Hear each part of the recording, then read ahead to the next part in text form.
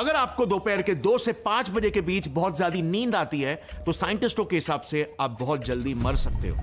Let me explain you why. ये है रंजन दास, India के one of the leading IT company SAP के CEO।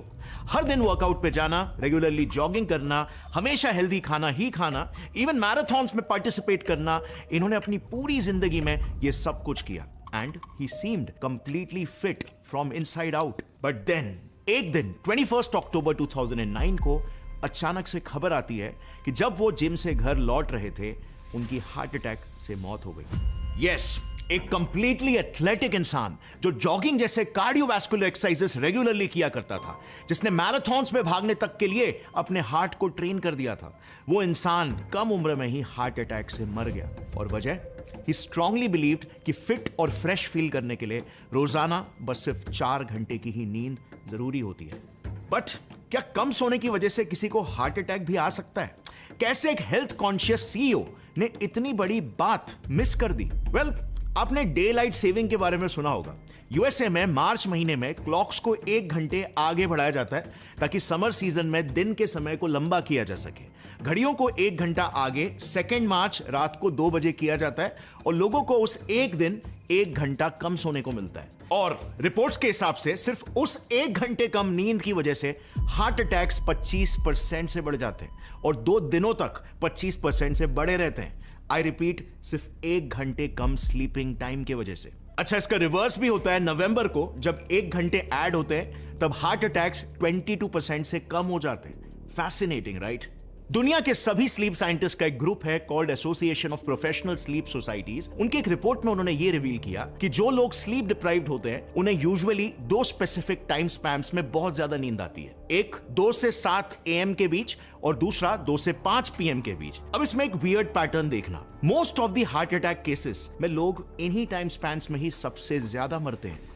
अब इन्हीं सारे वियर्ड पैटर्न्स को देखकर सबसे पहले सभी साइंटिस्टों को यही लगा कि ये कोइंसिडेंसेस हो सकते हैं, संयोग हो सकता है। लेकिन अभी पिछले साल अहमदाबाद के जायडस हॉस्पिटल ने जब 243 हार्ट पेशेंट्स का एक सर्वे किया तब उन्हें पता चला कि करीब 37% हार्ट पेशेंट्स में उनके कंडीशन की वजह थी इनएडिक्वेट स्लीप। यानी कि पॉइंट यह है कि अगर आपको दोपहर में बहुत तेज नींद आती है तो यह आपके बॉडी का एक नेचुरल अलार्म साइन है कि आप सीवियरली स्लीप डिप्राइव्ड हो और आपका हार्ट कमजोर होना शुरू हो चुका है। हर इंसान अपनी 1/3 लाइफ सोते हुए बिताता है और इसीलिए सभी को इसके बारे में सही नॉलेज होना जरूरी है।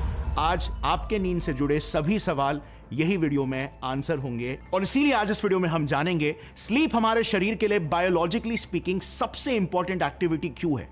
आई रिपीट, सबसे इंपॉर्टेंट एक्टिविटी। इन इमेजेस को जरा ध्यान से देखें। ये कुछ चूहों के ब्लड आर्टरीज के इमेजेस हैं जिन पर हार्वर्ड मेडिकल स्कूल और मैसाचुसेट्स जनरल हॉस्पिटल ने एक जॉइंट रिसर्च की थी। इनमें से फर्स्ट वाली इमेज उन चूहों के नसों की है जिन्हें ठीक से सोने दिया गया था और सेकेंड वाली इमेज उनकी है जिन्हें 16 हफ्तों तक ठीक से सोने नहीं दिया गया था। इनमें आप क्लियरली देख सकते हो कि सेंटर में एक गाढ़ा प्लैक फॉर्म हो गया है जो कि फर्स्ट वाले में तो कम है लेकिन सेकेंड वाले में ऑलमोस्ट पूरे ब्लड वेसल को ब्लॉक कर रहा है। अब साइंटिस्टों ने सोचा कि ये आखिर हुआ क्यों? वेल, क्योंकि लगातार डिसरप्टेड स्लीप से WBCs के प्रोडक्शन को रेगुलेट करने वाले हिप्पोक्रेटिन हार्मोन का लेवल एबनॉर्मली ड्रॉप हो जाता है और इससे हद से ज्यादा WBCs बनने लगते हैं जो नसों को ब्लॉक कर देते हैं। जी हाँ, दैट्स राइट। अनफॉर्चुनेटली वो प्लैक हमारे ही WBCs से बना हुआ प्लैक है जो एक्यूमुलेट होके नसों को ब्लॉक करता है और फिर हार्ट डिजीजेस कॉज करता है। But it doesn't stop over here.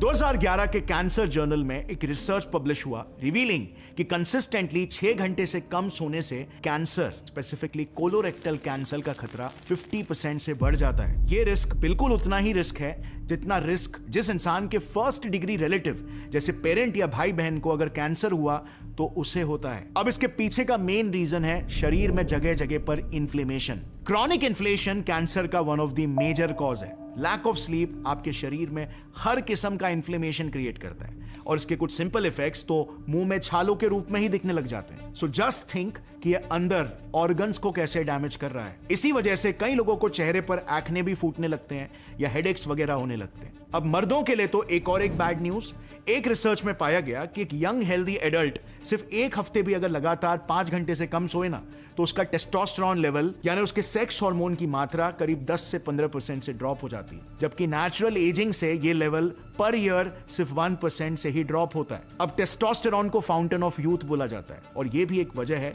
कि आजकल जवान मर्द कम उम्र में ही इंपोर्टेंट होते जा रहे हैं। तो फिर क्या हुआ है मुद्दत, बताओ तो सही।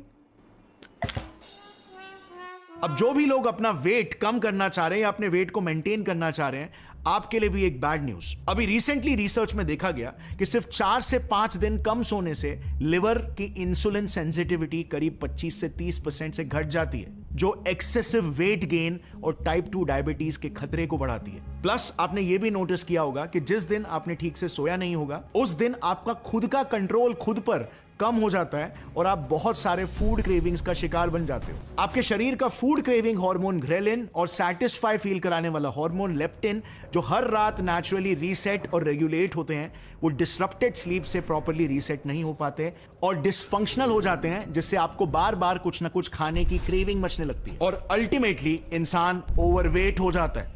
सो अब आप अच्छी तरह से जान चुके हो कि नींद को प्रायोरिटी हर हाल में बनाना ही चाहिए, वरना इसके बिना हमारी हेल्थ, हमारा परफॉर्मेंस सब कुछ खोखला ही रह जाएगा।